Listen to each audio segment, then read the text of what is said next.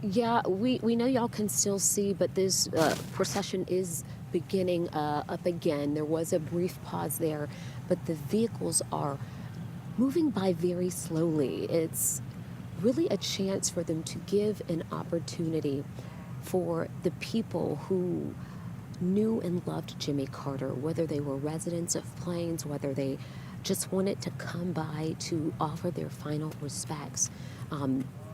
Give them a chance to really truly be a part of this moment.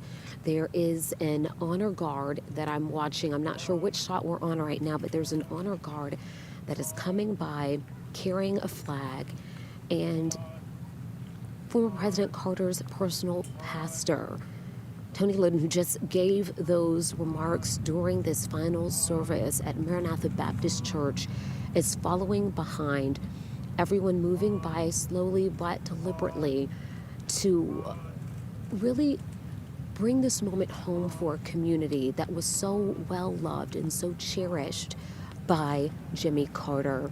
And I would also say that a community that also Jimmy Carter and his wife Rosalind, their entire family, loved so much as well. And you can see people really moving along. Right now, you can, if you can get a chance to see this hearse, you can also see the members of the military and I believe family members as well walking by along with this hearse, taking this final journey through Plains, through downtown Plains, along with the former president. So many members of the military taking part in this solemn occasion, in this final goodbye to our nation's 39th president. Here is now we're seeing the family members who are also out in the cold. Some of the children there waving flags, waving them at the members of the crowds here. I would imagine they're extremely grateful for the response that they have seen from this community, just as grateful as this community is to have been a part of the life and the legacy of Jimmy Carter. This procession has started a short distance away from where we are at Maranatha Baptist Church. So they're, again, taking this walk, and it's important to them. We talk about former President Carter being a man of the people, and this harkens back to that surprise on Inauguration Day when he and his beloved wife got out and surprised everyone to walk during that inauguration. And we're seeing that final walk once again with the former president and members of his family here in Plains.